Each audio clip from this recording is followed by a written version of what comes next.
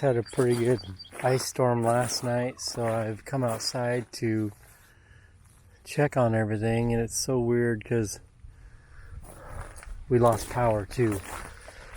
So we've been out of power with since about 3 o'clock, and it's about 6 o'clock now, so maybe 7. The greenhouse, we were kind of concerned, but it's kind of strange how the ice is not forming on it that much. It's actually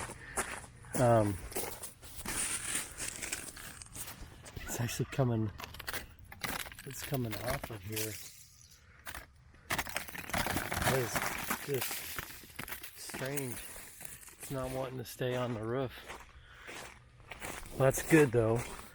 We don't want it forming on the roof. There's a couple little branches here.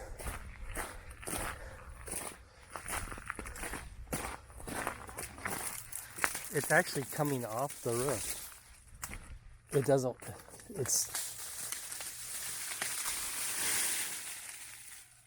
Yeah, that just happened. Here. You didn't get caught underneath that.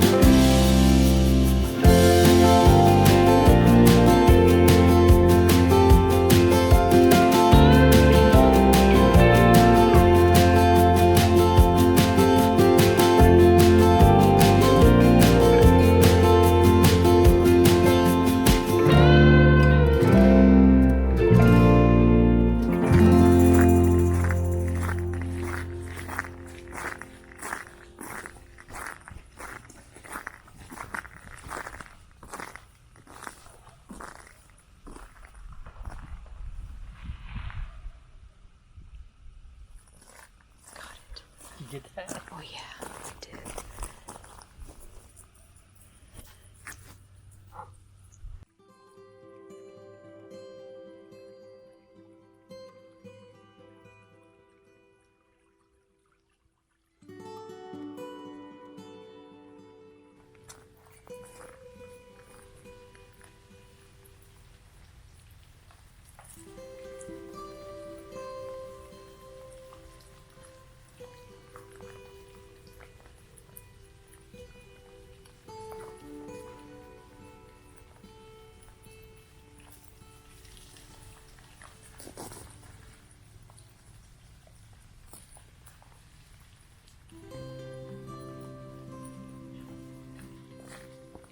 Something just fell over there.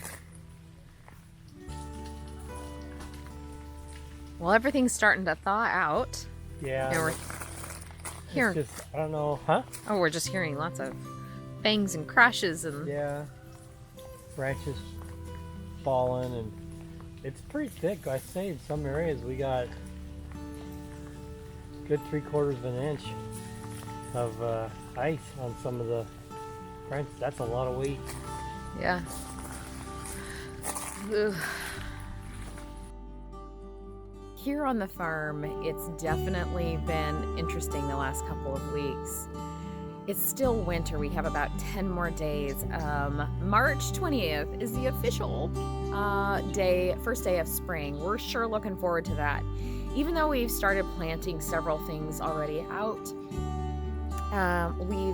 our weather is kind of one of these things where it definitely feels like spring. We have it come rolling in with huge storms one minute, and then beautiful and sunny where you're like peeling off your layers and you are just enjoying that sunshine, and then the next minute you're running for cover. So even today it's calling for some thunderstorms. But we had, in winter we have storms every once in a while, not very often. We're here in Oregon and it's zone 8B, so we tend to have pretty mild winters. This last, just a couple weeks ago, we had an amazing ice storm. It was beautiful and terrifying, kind of, in some ways.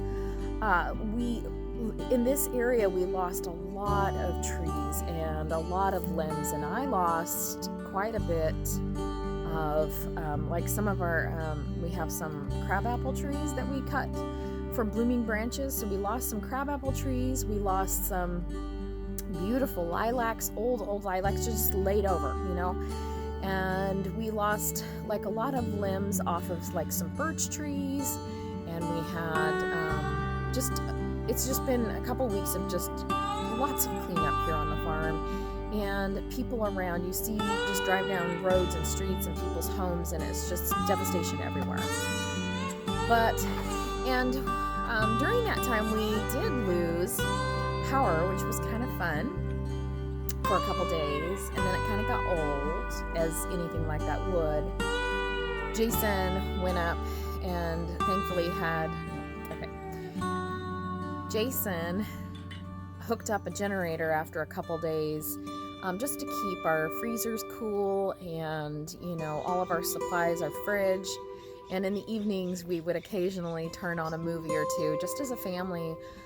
It was kind of fun because we didn't have internet either for a couple days as well, so the kids kind of were around us a little bit more, and I thought, this is a good thing. I like this. I like having the kids around.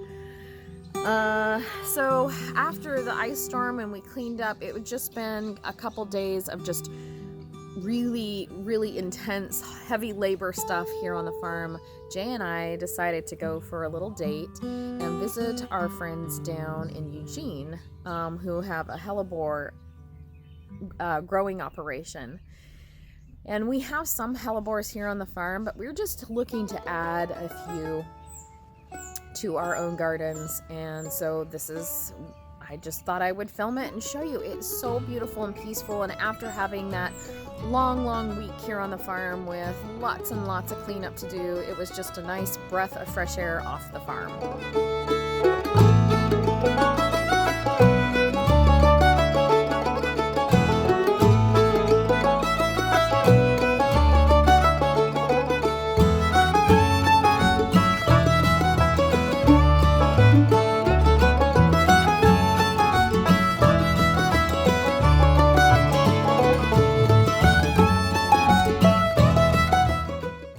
So I hope you enjoy the Hellebore tutelage. We just wanted something that, just a beautiful getaway. And so I just thought I would take you through to show you all these beautiful flowers that someday my house, this is goals. I mean, this house was amazing, and these gardens were amazing. I think I didn't have the nerve to tell them, but I was a baby when they bought this old historic home, and they said that they just had fields and they had cows. It just made me laugh because they had like cows and sheep and chickens, and they did all this stuff, the same that Jay and I are doing, you know. And I look at my property now, and it's just this horrific mess. I mean, it's not a mess, but it's not like this garden where it's just, you know, there's just these amazing pathways and little creek running. And I look at my little creek that we dug, and it just is a creek. There's nothing planted next to it, and I have this vision for it later on in life. So this is what I didn't have the nerve to tell them. They bought this house and started on these gardens when I was born. So 1972. Oh, anyways, so it gives me a little bit of hope. And I told Jay, I said, someday our house and gardens will look like this, I think. I'm hoping. Just magical space. And even though we don't have all the woodland setting yet, they said they had nothing when they came here. So that's pretty cool.